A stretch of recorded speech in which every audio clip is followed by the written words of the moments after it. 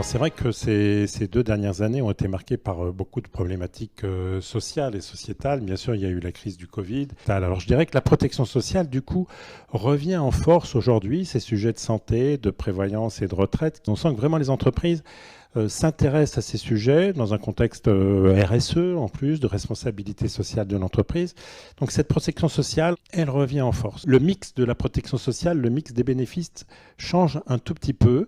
Dans le domaine de la santé, on est peut-être moins sur de la consommation, du consumérisme de santé, mais beaucoup plus sur des problématiques justement liées à l'hospitalisation, tout ce qui est consultation psychologique, ce qu'on appelle les médecines douces, qu'on est peut-être moins sur des sujets d'optique, plus sur des sujets d'hospitalisation et d'accompagnement psychologique. On est à la fois sur du digital et de l'humain, c'est-à-dire que bien entendu, on veut de la téléconsultation, mais on voit les entreprises et nos assurés demander du réseau de soins, de la proximité, de l'accès aux soins, le sujet de la problématique des déserts médicaux. Troisième renouvellement du mix, je dirais, c'est peut-être un peu moins de santé traditionnelle et plus de retraite. Donc oui, la protection sociale, vraiment, on le voit le revenir, mais peut-être différemment. Alors c'est vrai que les bénéfices, ce qu'on appelle les bénéfices, c'est-à-dire la santé, la prévoyance et la retraite, souvent assez mal valorisés et mal connus. Alors c'est vrai que dans des contextes, on le sait bien, de NAO tendu, de pouvoir d'achat, ces sujets justement sont remis en avant par les entreprises en disant mais faisons le mieux connaître à nos salariés. Mais voilà, c'est 10% de la masse salariale, comment mieux les valoriser auprès des salariés. Donc on voit les entreprises aujourd'hui se dire valorisons plutôt ce package global de rémunération. Il y a cette problématique également sur la protection sociale de différenciation.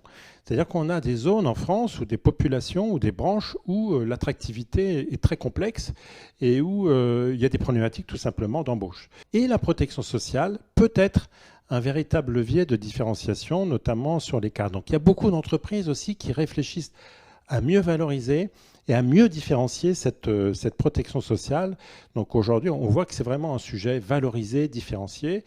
Et n'oublions pas que mettre 1 € dans la santé ou la retraite supplémentaire, c'est toujours plus intéressant fiscalement, socialement, en termes de rentabilité globale, que mettre 1 € dans la masse salariale. Alors la prévoyance, c'est la grande inconnue. La protection sociale, je ne sais pas si vous connaissez en détail votre régime de prévoyance, mais beaucoup d'entreprises, beaucoup de salariés ne le connaissent pas, de dirigeants. La prévoyance, c'est quelque chose qui est revenu à l'occasion de la crise Covid. C'est l'arrêt de travail, c'est le burn-out, c'est le stress, c'est le décès. Et pourtant, ce n'est pas comme la santé. Toutes les entreprises ne sont pas équipées de la même façon, n'ont pas des régimes identiques. Et il y a encore beaucoup de différences, beaucoup de zones grises ou de zones blanches, si je puis dire, en matière de prévoyance, notamment sur le décès des non-cadres. Donc c'est quelque chose aujourd'hui qu'on voit revenir à la fois en termes de responsabilité sociale de l'entreprise, de différenciation.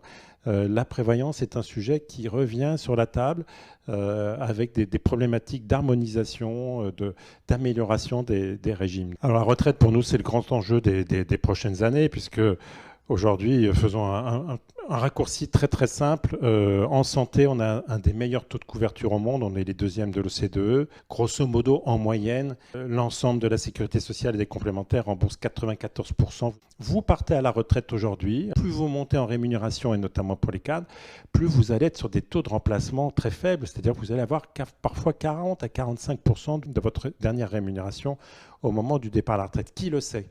Très peu de gens le savent. Donc ça, c'est vraiment un enjeu de société très fort pour nous. La santé, c'est bien, mais je pense qu'on est vraiment au taquet. La retraite, dont on parle peu, il y a des vrais enjeux de société. Alors voilà, il y a une problématique aujourd'hui de mobilisation, de valorisation, de réarbitrage au sein des packages de rémunération et des packages de protection sociale. Pour nous, le sujet de la retraite, c'est un vrai sujet. Et on voit aujourd'hui, c'est tout à fait nouveau, les entreprises s'emparer de ce sujet-là. Le dialogue social dans les entreprises s'emparer de ce sujet. Et donc, c'est un vrai enjeu à venir. Et je crois, vous y faisiez référence, que les débats d'élection présidentielle, encore aujourd'hui et ces jours-ci, montrent que ça sera vraiment un vrai sujet pour les prochaines années.